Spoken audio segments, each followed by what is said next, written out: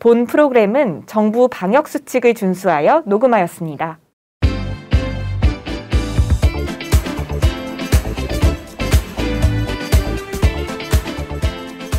특집 뉴스 체크.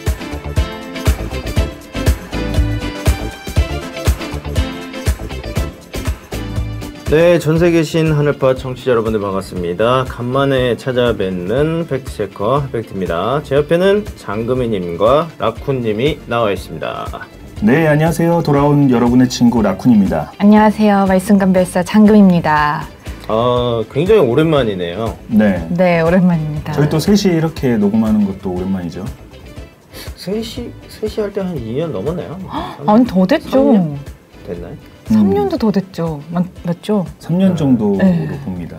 그래도 3년 만에 만났는데 더 어색한 그런 기류가 흐르고 있어요. 네. 세월이 좀 느껴지는 것 같아요. 어쩔 수 없죠. 두 분의 세월이? 얼굴에서. 네. 왜냐하면 저희가 또 업무적으로 만났잖아요. 네, 방송할 때만 또 친한. 서먹서먹하네요. 네, 그렇다고요? 네. 떨어져 있는 사이기 거리만큼이나. 네. 알겠습니다. 말씀 감별사 장금희님. 어떤 말씀을 요새 감별하고 계신지. 요새 장금님 되게 바쁘게 지내십니다. 감별사라는 게 소믈리에 같은 건가요? 그렇죠.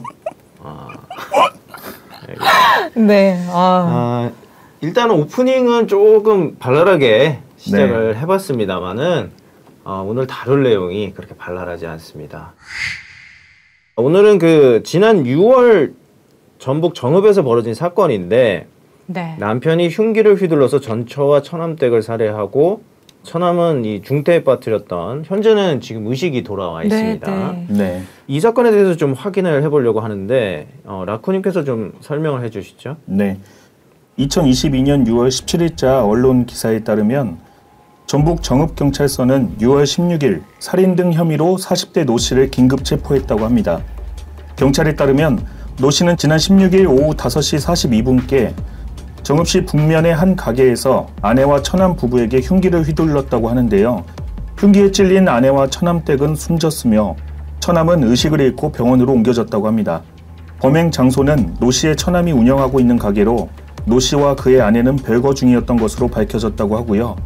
경찰 관계자는 전처와 가족, 피해자 사이의 불화가 사건의 원인이 된 것 같다라고 말했습니다.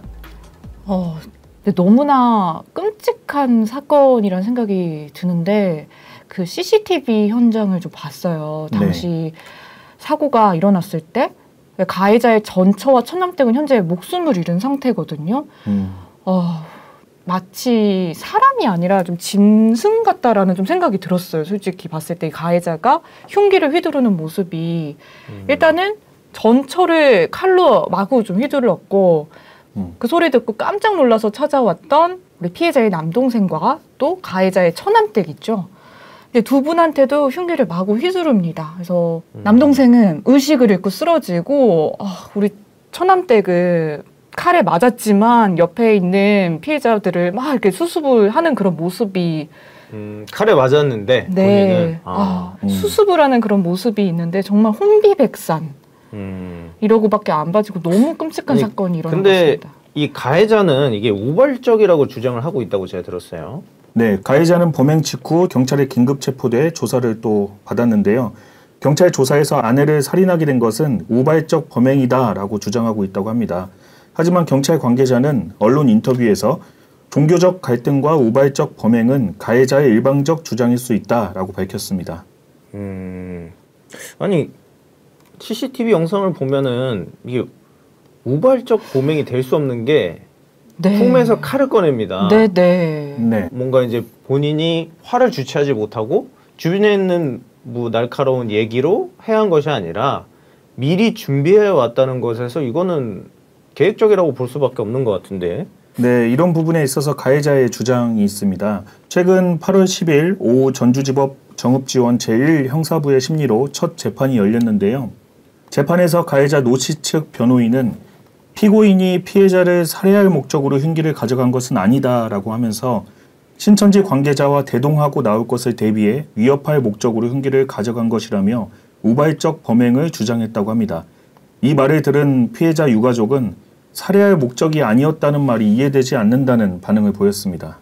우발적 범행이라고 계속해서 주장을 하고 있는데 앞서 잠깐도 얘기했지만 가슴품에 칼을 품고 다니는 게 절대 상식적이지 않고 신천지 관계자와 대동하고 나올 것을 대비해서 위협할 목적으로 흉기를 가져갔다라는 설명 또한도 이게 이해가 되지 않습니다. 너무나 비상식적인 좀 모습들이 있는 것 같고 우발적이라는 말은 말이 안 되는 것 같습니다. 장금희님 심호흡을 좀 하시고 네, 심호흡을 좀 하시고요. 좀 진정하셔야 될 것 같아요. 이게 상당히 보면 흥분될 수밖에 없는 상황이긴 하지만은 저희는 침착하게 냉정하게 좀 사건을 볼 필요가 있는 것 같아요.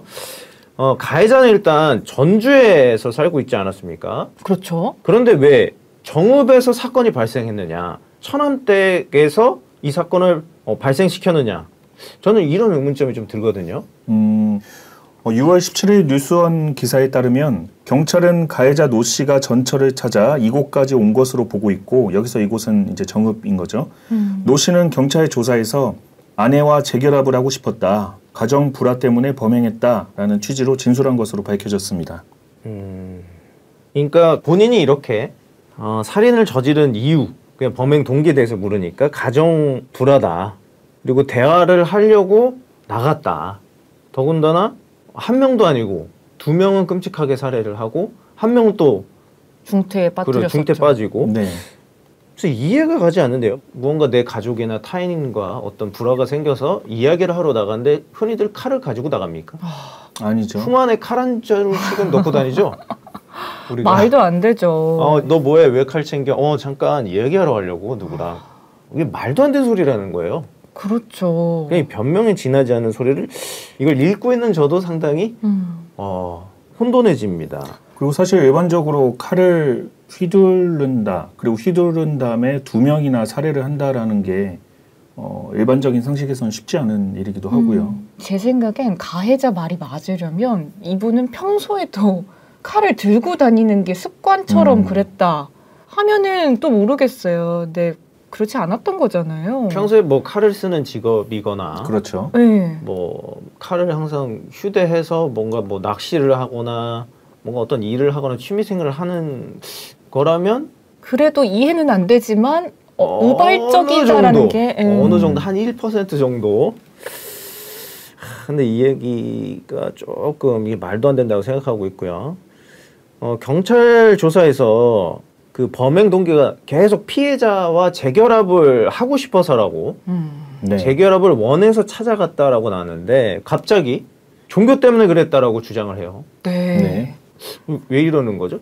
6월 24일자 노컷뉴스 기사에 따르면 이 가해자 노 씨는 지난 6월 18일 전주지법 정읍지원에서 열린 영장실질 심사를 마치고 호송차에 오르는 길에 노컷뉴스 취재진이 종교적 이유로 범행을 저질렀냐라고 질문을 하자 신천지 종교 때문이라고 답했다고 합니다.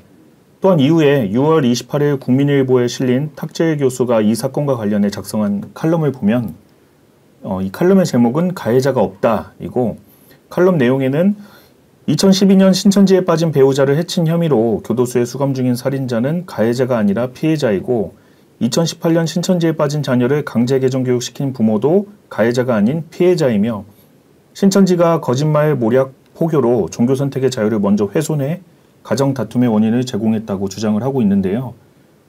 그야말로 타 교단, 특히 소수교단 소속이면 죽여도 된다는 인식을 그대로 드러내고 있습니다. 기성교단에서 이단이라고 낙인 찍었는데 거기서 나오지 않고 살해당했다면 그 책임은 살인을 당한 자 측에 있다는 것이 이 칼럼의 요지입니다. 너무 말도 안 되는 칼럼이에요. 교도소의 살해 혐의로 수감 중인 가해자가 종교 문제 피해자라고 일목요연하게 막 뭔가 논증하듯이 칼럼을 실으신 거잖아요. 이 탁 교수님께서. 그렇죠. 지금 이 사건이 사실 정읍에서 벌어진 살인 사건이고요. 이 사건 이후에 노컷뉴스에서는 신천지 종교 때문에 이 범행이 발생했다라는 취지의 어떤 언론을 이제 내게 되었고, 그 이후에 또 국민일보에서 이 사설이 또 발표가 됐습니다. 근데 이게 그냥 신천지 하니까 뭔가 프레임 때문에 자꾸 더 이렇게 몰아가는 것 같은데, 근데 예를 들어 이슬람교에서 살해를 당했어요. 뭐 종교적인 문제다, 뭐 사회적인 문제다, 가정적인 문제 다니다가 네, 뭐 이슬람교 내에서. 근데 그걸 가지고도 과연 이 탁 교수님은 종교 문제 때문이다, 종교가 잘못했다라고 얘기를 하실까? 이런 생각이 또 들고. 기독교 안에서도 많이 일어나요. 네. 이게 종교 때문이다, 교회 때문이다라고 얘기를 하실 건지, 똑같은 프레임을 다른 종교에도 쓰우실 건지. 빈도로 찾자면은 범죄율이 기독교가 제일 높을걸요. 아, 그러면 다 종교 때문이다. 오히려 종교로 인해 살해를 저질렀다면 그 사람은 가해자가 아니라 피해자다. 이런 말도 안 되는 억측을 하고 계신 거잖아요. 네. 그리고 내 맘에 안 드는 종교를 갖고 있다면 사람을 죽이는 게 상식상 가능한 설명인가요? 이거를 뭐 설명하고 있는 이 상황도 말이 안 되는 것 같아요. 이런 것 같아요. 이 탁 교수의 논리 자체는 기성 교단이 이단으로 낙인 찍은 이 교단을 다니게 되면 거기서 나와라 라는 어떤 뭐 권유, 좋은 말로 권유죠. 협박이겠죠. 협박 이런 거에 굴하지 않고 거기를 다니면 죽여도 된다 라는 논리를 장황하게 써놓은 겁니다. 그러니까 이게 전형적인 칼빈. 그러네요. 마녀 사냥하듯이. 네, 정치인들이 반대파를 죽이는 그 옛날 중세시대 때나 뭐 조선시대 때 반대파 숙청하는 약간 그런 느낌이에요. 그러니까 현대의 어떤 법률 제도와는 맞지 않은 사고방식. 그렇죠. 지금 현재 대한민국 헌법에는 대한민국의 모든 국민은 종교의 자유가 있다라고 명시를 하고 있고, 실제 뭐 판결이라든지 여러 그 조사 과정에서도 이 헌법이 우선하기 때문에 기준은 명확하게 있거든요. 그렇다면은 기독교의 전체가 이런 생각을 가지고 있는 건가요, 라쿠님? 사실 뭐 기독교 전체가 신천지교회에 다니면 사람을 죽여도 된다라고 주장하는 것은 아니고요. 일부의 주장이라고 또 보여지는데요. 네. 기독교계의 대표적인 신문 중 하나인 크리스천 투데이 사설을 보면 기독교계는 이러한 살인사건에 대해 보다 신중하게 접근해야 한다. 피해자가 신천지에 빠졌다는 이유로 섣불리 피해자를 비방하거나 가해자의 살인행위까지 옹호해선 안 된다. 이단과 사이비 교리에 대해서는 성경적 진리로 엄밀하게 대처해야 하지만 그 중심에는 항상 온유와 두려움과 영혼에 대한 사랑이 있어야 한다라는 또 크리스천 투데이의 사설이 있습니다. 이게 당연한 이야기를 해줬는데 왜 다행이라는 생각이 드는지. 네. 얼마 전에 궁금한 이야기 Y. 네. SBS에서. 거기에서도 그 이야기를 다룬 걸로 알고 있어요. 네, 맞습니다. 이 살인 사건에 대해서 그 SBS TV 프로그램 궁금한 이야기 Y에서도 이 사건을 다루게 되었는데요. 최근 7월 22일자 궁금한 이야기 Y 방송에서는 아내와 처남 부부에게 칼을 휘두른 노모 씨가 왜 그 같은 범행을 저질렀는지 탐문하는 내용을 방영했습니다. 아내와 처남댁을 살해하고 처남에게 중상을 입힌 혐의로 구속된 노 씨는 구속 직후 경찰 조사에서 아내가 종교에 빠져 범행을 저질렀다고 주장했고, 특히 이와 관련해 CBS 노컷뉴스 측은 아내가 신천지에 빠져 범행을 저질렀냐고 유도 질문을 하고 이를 기사화했는데요. 하지만 궁금한 이야기 Y에서는 미리 준비한 흉기로 살려달라고 애원하는 처남 부부에게까지 상해를 입혀 끝내 처남댁을 숨지게 한 그의 행동은 그가 했던 말과 무척 달라 보인다며 다른 측면에서 접근을 시도했습니다. 네, 방송에서 밝혀진 내용에 따르면 먼저 피해자 아내가 신천지교회를 다닌 시점은 코로나19로 인해 교회가 폐쇄되고 성도 간 만남도 없었으며 아내가 교회에 출석한 적은 없었습니다. 그리고 가해자 노 씨는 폭력성, 의처증, 다혈질, 성도착증 등 결혼 초기부터 여러 문제가 있었으며 심지어 가해자 노 씨는 범행 전날 처남댁에 전화해 옆에 있는 사람들이 도와주지는 못할 망정 그냥 헤어져라라고 한다며 나는 다 없애버릴 수도 있고 눈이 돌고 있다라고 한 통화 녹음 파일이 공개되었습니다. 이를 두고 홍유진 범죄심리 전문가는 처남 부부가 가해자와 피해자의 이혼에 일정 부분 책임이 있다고 생각해 범행을 저질렀을 것이라고 분석을 했고요. 김태경 서원대 상담심리학과 교수도 전형적인 이별 범죄라면서 이별 범죄에서 그 행위자들의 심리는 대개 상대방을 자신의 소유물로 생각한다고 지적했습니다. 근데 이별 범죄라는 게 정확히 어떤 걸 뜻하는 거죠?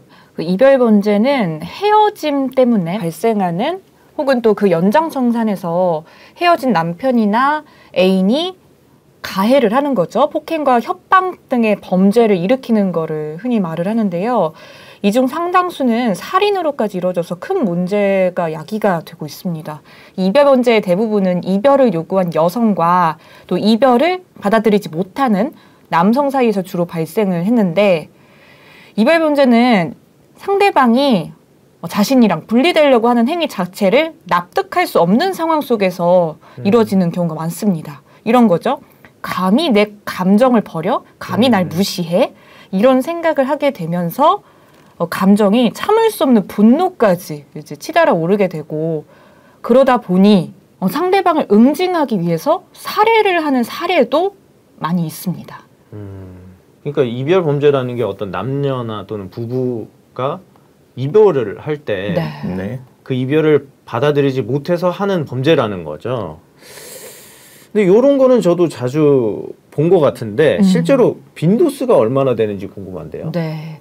한국 여성의 전화가 발표를 한 자료를 보면 2019 분노 게이지 통계 분석에 따라서 이별 범죄로 인해서 매년 200여 명에 달하는 여성이 살해 위협을 겪고 있다고 합니다.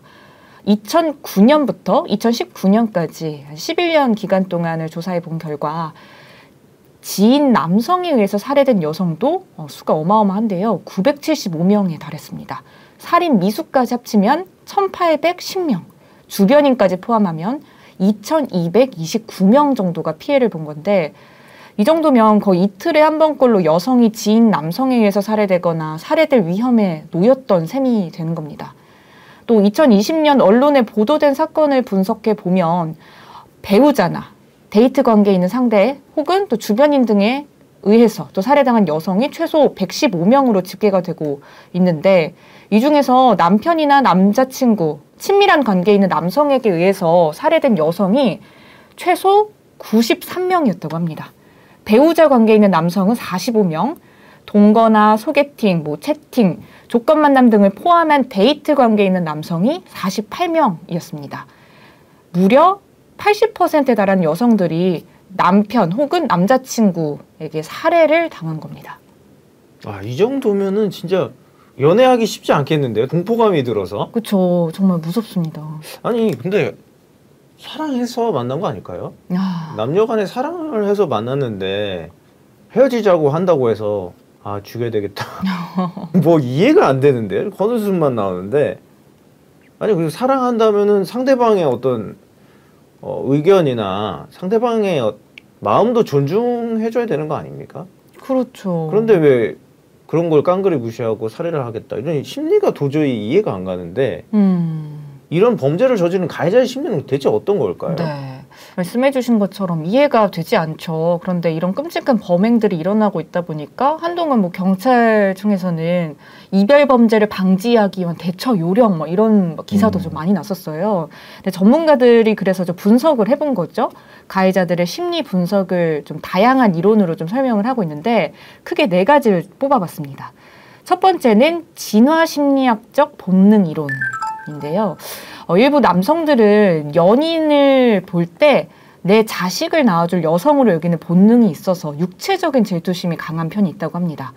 경기대 범죄심리학과 공정식 교수에 따르면 여자는 결별 후에 감정적 교류가 없으면 관계도 끝났다고 흔히들 생각을 하는데, 남자는 연애 시절에 그 성적 본능이 남아있어서 여전히 내 여자, 내 사람이다 라고 인식을 하는 경우가 많아서 폭력을 써서라도 자기 소유로 만들려는 속성이 있다라고 좀 설명을 했고요. 이거는 짐승 아닙니까? 정말 육체적인, 그렇죠. 원초적인 본능만 남은 거죠. 동물도 이렇게는 안 할 것 같은데. 그렇죠. 진화 심리학. 알겠습니다. 네. 두 번째는 투자 이론입니다. 투자 이론. 물질적 투자뿐만 아니라 시간, 노력, 다방면으로 헌신하게 되는 경우들이 있지 않겠습니까? 그래서 동등한 희생을 요구하다가 마찰을 빚는 경우에 내가 해준 만큼 해줘야 된다. 그런 거죠. 내가 실현을 당했어요. 그럼 그 배신감이 연애 초기에 부부관계였으면은 그래도 사이가 좋았을 때 내가 드린 그 열정에 비례해서 그 분노감이 커지게 되는 거죠.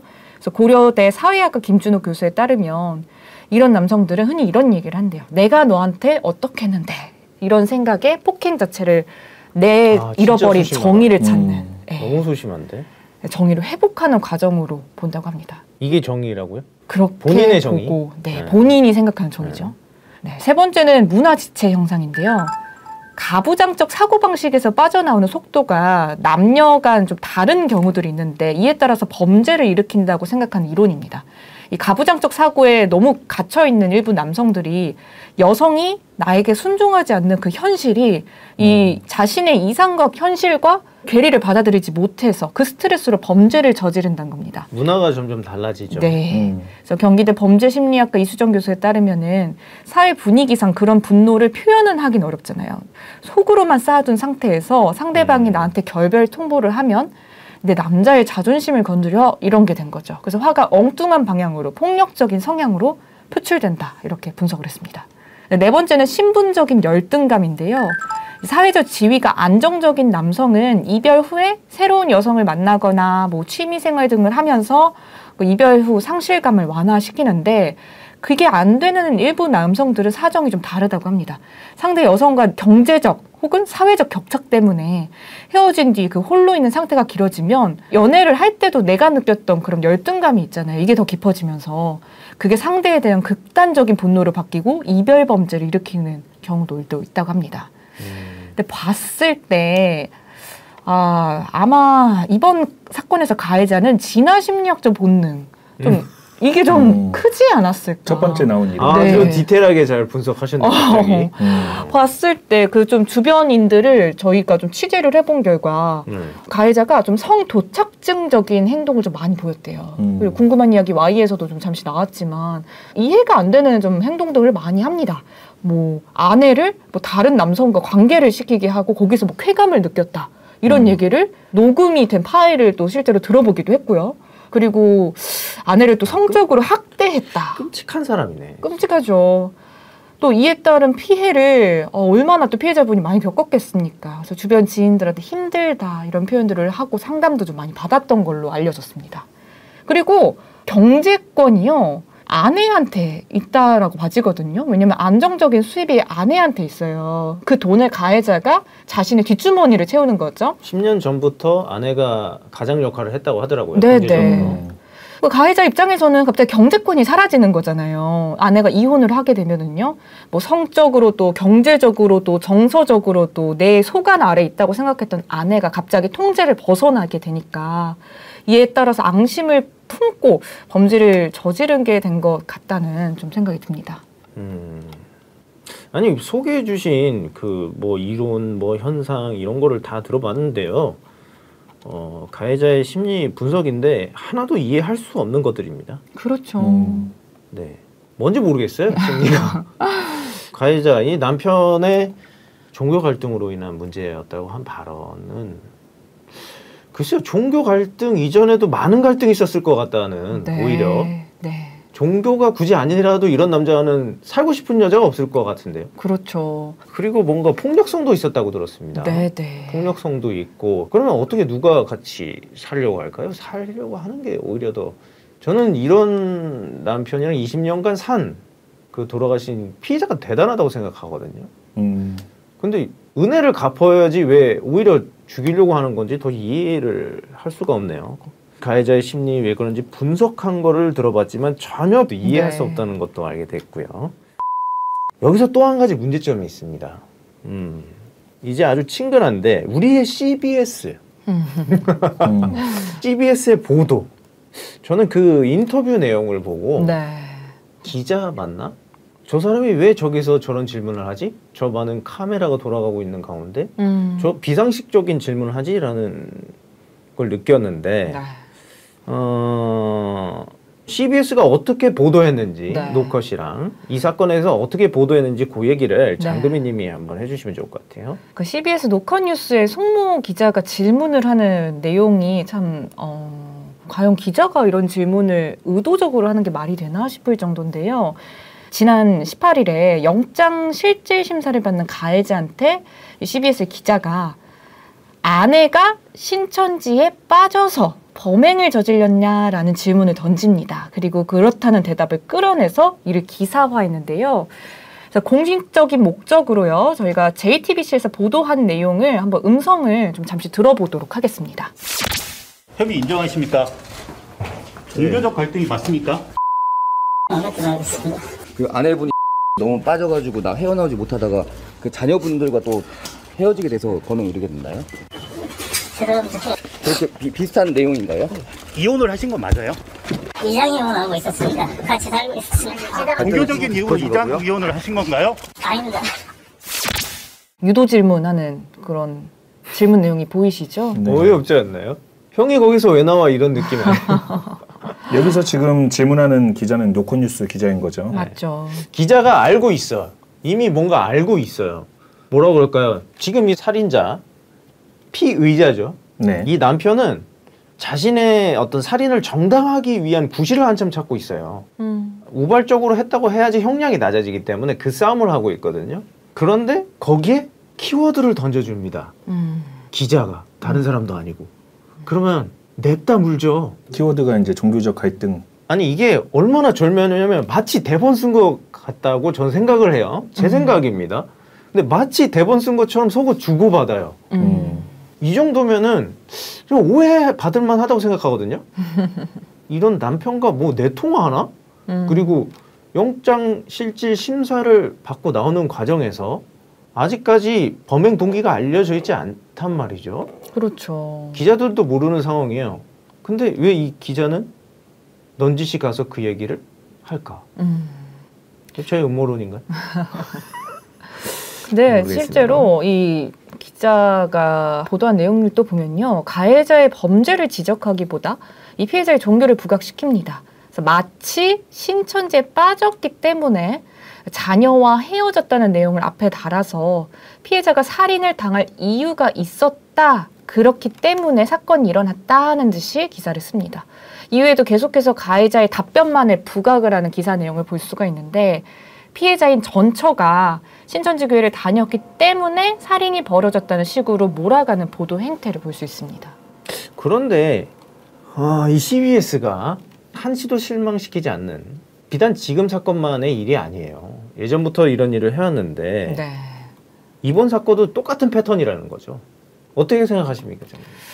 몰아가기식 보도를 하는 우리 CBS의 보도 행태를 저희는 처음 보는 게 아니죠. 이제 프레임이 딱 있잖아요. 신천지는 악인 거예요. CBS가 계속 보도를 할 때 보면은 뭐가 됐든 정당화되는 그런 기사 보도 행태를 볼 수 있는데 악이라기보다는 좀 그 편을 고쳤으면 좋겠는데 싫어요. 싫어해. 너무 싫은. 난 얘네 너무 싫어. 혐오해요. 혐오. 사실 극혐해요. 언론에 보도된 내용을 그 일자별로 한번 쭉 보면은 네. 먼저 보도가 된 건 노컷뉴스가 아니었습니다. 먼저 보도가 된 건 사건 발생이 6월 16일에 있었고 6월 17일 그러니까 하루 지난 다음 날에 국제뉴스 그리고 뉴스원에서 먼저 이 살인 사건에 대해서 보도가 됐고요. 그 기사 내용을 보면 정읍의 이 북면의 한 가게에서 끔찍한 사건이 발생이 됐고 여기에 현장에 경찰이 와서 이제 조사하고 간 내용 그리고 현장 감식 사진들 이 사건이 발생이 됐다라는 어떤 객관적인 사실로 이제 보도가 됐는데 네. 그 이후에 다음 날인 18일에 이제 노컷뉴스에서 이렇게 인터뷰를 하고 바로 또 종교적 범행이다라는 제목을 실어서 신천지 종교 때문에 범행이 일어났다라는 제목으로 또 기사를 올리게 됐습니다. 한 가정에 일어난 비극적인 사건이잖아요. 이런 비극을 종교 문제로 비약을 해서 프레임을 딱 씌워서 보도를 한 이 CBS, 이 노컷뉴스의 보도가 정말 충격적이고 너무나 안타까운 것 같습니다. 아니 그런데 이해가 안 되는 게 신천지에 다니면 죽여도 돼요? 말도 아닌데죠. 왜 이런 생각을 갖는 것인가? 아니, 법을 어기면서까지. 그러면은 그렇게 싫으면 대놓고 와서 뭐 어떻게 하든가. 자기네들은 직접 나서서 아무것도 안 하면서 어떤 피해자들, 어떤 사건이 발생하면 그 뒤로 쪼르르 가서 어떻게든 넘겨봐야지, 어떻게든 신천지를 엮어서 없애버려야지 이 생각만 가지고 있고 네. 반증을 하자면 이렇게 물어뜯으려고 노력하는 어떤 기독교 언론들에게 이런 흉악한 사건이 일어나야지만 공격받는다는 신천지는 그만큼 공격거리가 없다는 거 아닙니까 이들한테? 그렇죠. 뭐 이해가 안 가네요. 이 사람들이 CBS가 분명히 크리스천 방송이란 말이죠. 네. 크리스천은 그리스도잖아요. 그러면 예수님을 대변해야 되는 거 아닙니까? 예수님의 사랑을. 예수님 닮아가게 노력해야 되는데 예수님이 원수한테 어떻게 하라 그랬냐면 사랑하라 그랬거든요. 근데 이게 사랑하는 행동입니까? 힐난하고 핍박하고 죽이라고 그러고 몰아가고. 죽이는 것이 당연하다라고 얘기하는 것은 서기관 바리새인들이 예수님에게 했던 행동이거든요. 네. 그러면 크리스천이 아니죠. C를 빼야 됩니다. 바리새인 방송으로 바꾸세요. 그러면은 저희는 CBS를 비판할 일이 없어요. 왜? 바리새인이랑 똑같이 행동하고 있고 바리새인이 핍박했던 것처럼 똑같이 했기 때문에 오히려 이들의 행동이 정당하다라고 저희는 얘기할 수 있을 것 같아요. 근데 앞에 크리스천 붙이지 말라는 거죠, 저는. 기독교 방송이라는 걸 하지 말라는 거예요. 기독교 방송을 떼고서 그런 짓을 한다면은 이해할 수 있어요. 그런데 하나님의 명예를 더럽히고 예수님의 명예를 더럽히는 행동을 하기 때문에 저희는 이 얘기를 하는 겁니다. 네. 물론 교리가 다르고 뭐 다를 수 있어요. 다른 게 죄입니까? 서로 얘기를 해서 풀어가면 되는 거고. 근데 왜 꼭 뒤에 숨어서 죽이라를 부추기고 이간질시키고 대적질하냐는 거죠. 이간질은 성경적으로 막입니다. 저는 이간하는 자유라고 예수님이 말씀하시거든요. 이간질시키고 분란을 조종하고 나누고 사람을 뒤에서 힐난해서 죽게 하는 것은 마귀나 사단이 하는 행동이지 예수님과 하나님이 하는 행동은 아닙니다. 직접 가서 잘못했다고 얘기하고 직접 부딪혀서 너무 세게 말해서 매를 맞고 돌아올 수 있을지언정 뒤에서 사람을 조종해서 또는 언론을 이용해서 정치 권력의 뭐 힘을 빌려서 뭐 이런 외력을 이용해서 공격한다는 거는 글쎄요, 신앙인답지 못하다. 그렇죠. 예. 글쎄요, 그 단체나 그 뭐 리더가 그런 생각을 가지고 있는지는 모르겠지만 그런 사람들과는 하나님이 함께 하실 수 없다라고 저는 생각하고 있고요. 네. 이거는 이 CBS가 기독교 전체를 대표한다? 이렇게 봐도 될까요? 그렇지는 않은 것 같은데 여튼 이 CBS가 함께하는 영은 하나님의 영은 아닌 것 같다. 저는 이렇게 생각이 드네요. 신앙인으로 보니까 더 화가 나는 거죠. 이번 CBS 보도 행태에 대해서도 외부 전문가들이 얘기를 좀 많이 했어요. 이게 비단 저희만 의아한 게 아니었어요. 이 CBS 노컷뉴스가 오보를 내고 정정 보도를 낸 건 사실은 하루 이틀 일이 아니잖아요. 차네팟에서도 여러 번 다뤘고 구체적인 데이터랑 함께 얘기를 드리자면 지난 2012년에서 15년 당시 기간으로 한 4년 사이 기간만 두고 보더라도 정정, 반론 보도를 낸 횟수가 주요 일간지, 조선일보, 중앙일보, 동아일보와 비교해서 8배가량 많았습니다. 노컷뉴스 이 한 매체에서요. 이 기간 동안에만 100건에 가까운 99건의 정정 보도를 낸 건데 일례로 SCJTV에서 보도했던 악성 루머의 음상 CBS 방송의 실체 고발 이 영상을 참고해서 보면요. CBS 노컷뉴스는 그 4년 동안 정정보도 11건, 반론보도 20건, 정정 및 반론보도 68건, 그렇게 총 99건에 달하는 정정 반론보도를 게재했습니다. 또 2011년 6월부터 2016년 8월까지 CBS가 게재한 정정 반론보도, 이 보도문이 있어요. 반론보도문. 그 내용을 살펴보면은 아직 확인되지 않은 사실을 마치 사실인 양 보도했다. 혹은 뭐 시간에 쫓겨서 충분한 사실 확인이 부족한 상태에서 보도했다. 혹은 사실 확인을 소홀히 했다라는 등의 설명들, 이런 해명들이 많이 들어가 있는 걸 확인할 수 있었습니다. 추측으로 썼다. 네, 그 얘기를 시인한 거죠. 일단 소문만 듣고 썼다. 내 추측이다. 되게 어렵게 말한 건데 네. 그냥 제 생각에는이에요. 그래서 잘못했다 이거잖아요. 아 미안. 그러니까 정정보도라는 게 결국 그 잘못 썼고 틀리게 기사를 썼기 때문에 그거를 그렇죠. 인정해서 반론 보도를 한 거지 사실 인정 안 한 걸로 치면 더 많을 수도 있다는 거죠. 그렇죠. 대표적인 사건이 과거 탤런트 박혜진 씨의 병역비리 의혹 사건만 보더라도 정말 좀 이해가 안 되는 좀 행태가 있습니다. 지난 2010년, 10년 전에 11월에 경찰이 남자 탤런트 A씨의 병역비리 혐의 일부를 확인했지만 공소시효가 지나 내사 종결 처리됐다 이런 내용의 보도를 냈어요. CBS가. 근데 이 보도 이후 여파가 컸겠죠. 온라인상에서 여론이 들끓었고 네티즌들에 의해서 이 탤런트가 박혜진 씨로 지목이 되고 경찰의 재수사까지 이뤄졌어요. 하지만 1년 뒤에 보니까 이 CBS가 경찰과 검찰 확인 결과 당시 경찰은 병역비리 혐의를 확인한 사실이 없는 것으로 밝혀졌다 이렇게 정정 보도를 냈습니다. 그러면서 CBS도 병 사용 진단서를 확인한 결과 박 씨의 병역 면제 과정에 특별한 하자가 없는 것으로 보인다는 결론에 이르렀다라는 내용의 해명을 했어요. 이 정정보도문 말미에 가서 또 보면은 이런 내용이 나옵니다. 시간에 쫓겨서 충분한 사실 확인이 부족한 상태에서 병역 의혹 문제를 보도한 데 대해 박해진 씨와 가족들에게 사과한다라고 밝혔습니다. 참 안타깝죠? 1년 뒤에? 1년 뒤에. 이미 늦었잖아요. 그렇죠. 이미 수사까지 했어요. 이 의혹 제기가 1년 만에 무혐의로 그래서 일단락되긴 했는데요. 말도 안 되는 피해를 사회에 입힌 거죠. 경찰이 입은 또 피해는 뭡니까? 아니 1년 동안 박해진 씨는 그러면 아무것도 못하고. 그렇죠. 그 가족들이 입은 피해는 또 뭐가 되겠습니까? 그 이미지가 추락하면 사실 연예인은 진짜 뭐 수명이 다한 걸로 봐도 되잖아요. 이게. 쉽지 않죠. 네. 네. 아니 이렇잖아요. 이게 뭐 친구끼리도 어떤 잘못된 소문을 네. 퍼뜨리고 1년 뒤에 가서 사과하면 받아지나요? 그동안 없죠. 받은 네. 그 상처는. 근데 이게 언론사란 말이죠. 그렇죠. 언론사가 미디어에 띄운 거란 말이죠. 그러면 사회적으로 매장입니다. 네. 그리고 연예인은 이미지로 먹고 사는 직업 네. 아니에요. 병역비라면 이미지에 엄청난 타격입니다. 이런 그렇죠. 경제적 손실도 있고 회사에도 그렇고 가족한테까지도 피해를 줬을 네. 텐데 이걸 다 배상했는지 모르겠는데요. 이번 사건도 비슷하죠. 뭐 특정 종교 때문에, 뭐 신천지 교회 때문에 이런 사건이 발생한 것처럼 여론몰이를 하잖아요. 이건 언론이 자기 역할을 하고 있다고 볼 수 없죠.